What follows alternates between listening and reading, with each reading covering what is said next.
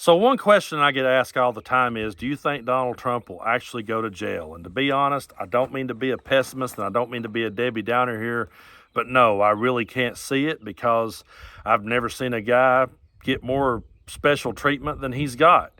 And I know there's a lot of people who would hear me say that and say, oh, but he's been treated so unfairly. A good friend of mine told me the other day something and I laughed out loud. He said, you know what? He said, no president in history ever used the word unfairly more than Donald Trump. They probably never even uttered the word once. There's some presidents who probably never even said the word. Donald Trump uses it every day in every sentence, how unfairly he's being treated, how he's being gagged, and yet he's on every news network in the country talking. He's sitting in the courtroom texting and defaming people on his phone while he's doing it. And I just say to myself, would any of us have got this far? Would any of us have made it this far? I don't think so. But apparently the Secret Service is preparing for the worst case scenario that Donald Trump does go to jail. And D Knight is back with us today to talk more about that. Hey, this is D Knight from the Pardon the Insurrection podcast, coming to you from Nashville, Tennessee, courtesy of Mr. Tennessee Brando. Let's show him all of the love and hit that subscribe button.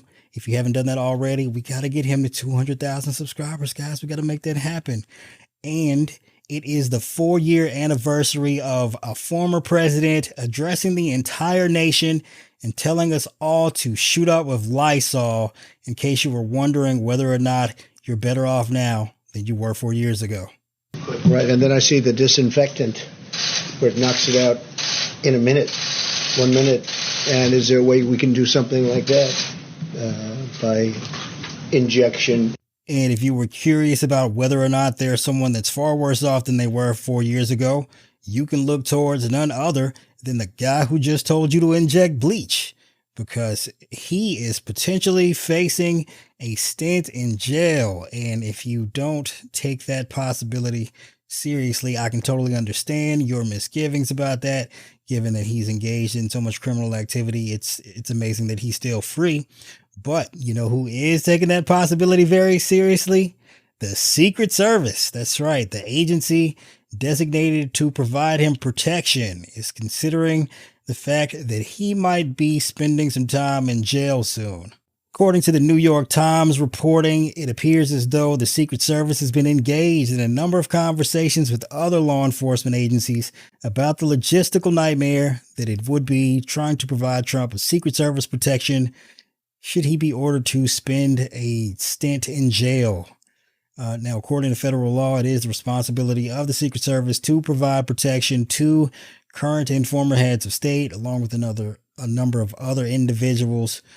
But I could see how if Trump were to be convicted in New York for his attempt to illegally interfere in the 2016 election, how it might be a daunting task keeping him safe in a place like Rikers Island. And I'm sure those conversations range from options of keeping him segregated from the general population or solitary confinement or a bevy of other options. But it appears as though also Benny Thompson, the representative, is interested in introducing legislation that would remove Secret Service protection from former elected officials should they be convicted of crimes. I find that to be very hilarious. But we may not have to wait until a conviction, as it appears as though the development that sparked these internal conversations at the Secret Service were the fact that Trump had to attend a show cause hearing where his lawyers had to prove that Trump shouldn't be held responsible for his multiple and repeated violations of a gag order instituted by Judge Merchan in this case to protect the jury and the witnesses and family members of court officials, etc., etc. And if you were wondering how that hearing turned out, well, let's just say Judge Merchan was so unhappy with Trump's defense counsel that he said they were losing credibility in the eyes of the court. That doesn't bode well. Prosecutors weren't necessarily asking for jail time yet, but they did ask for fines in the amount of $1,000 per offense for a grand total of $10,000 for 10 alleged violations of the gag order, a number that Fox was struggling to grapple with. I guess math is difficult for a network who lost $787 million as part of a lawsuit about their own lies about an election. Earlier today, the judge took up the issue of the gag order against the former president, and that took up some time. District Attorney Alvin Bragg claims Trump violated the order 10 times with social media posting, and Bragg wants Trump fined for each violation. $10,000 per 10 times. He wants 100 grand, some big G's. He also wants Trump held in contempt and for the judge to consider jailing the president for future violations. Once again, Fox continues to fail at basic math, where they also downplay the laundering of $150,000 illegally through Trump's company to silence a porn star. Well, I don't know, Ian. I don't want to call everything a money grab, unless it is. So $10,000 per each of these 10 purported violations. Oh, it's one? Oh, it's I had read 1,000 10 each. For each. Whatever it is, it's a lot of money. And so my question is this in fact another way to press this former president financially, although that's nothing compared to the $175 million bond. But it does put in your mind, it reminds everybody this is a rich man and he's going to pay. And the president is constantly saying, without talking about this trial, we're going to make the rich pay their share.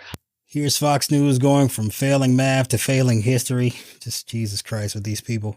That's a great question, and that raises, to me, sort of the very problem with what we have here, where we're now weaponizing the justice system to go after former presidents, right? I mean, you back up 2,000 years, and this is the kind of thing that they would do in the Roman Republic that led to the end of the Roman Republic, right? I mean, Caesar's out there in Gaul and says, if you don't, come back to Rome, end your proconsular authority, and face prosecution.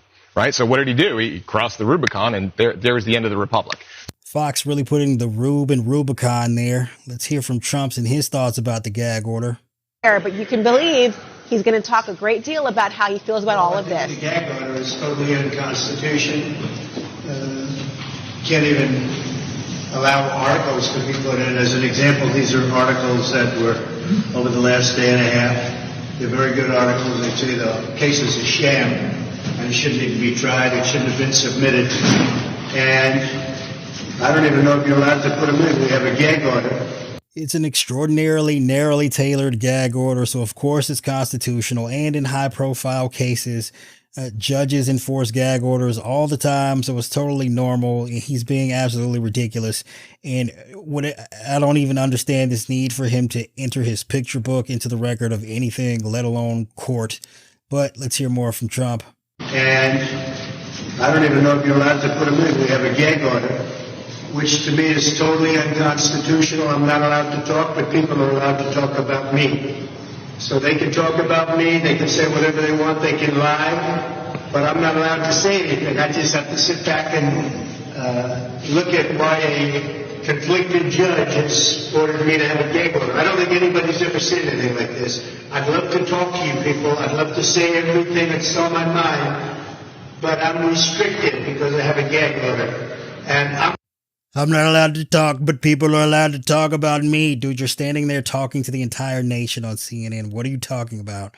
Also attacking the judge before he's ruled on whether or not you should be held accountable for violating the gag order. It's a genius move, but let's let Trump continue. I'm not allowed to defend myself, and yet other people are allowed to say whatever they want about me.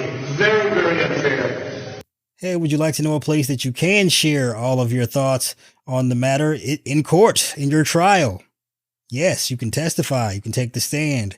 You can waive your right to remain silent and share all of that information in front of a jury of your peers. Now, of course, that you're likely to say something that would involve perjuring yourself, making it even more likely that you end up in jail. But that's the risk you take, isn't it?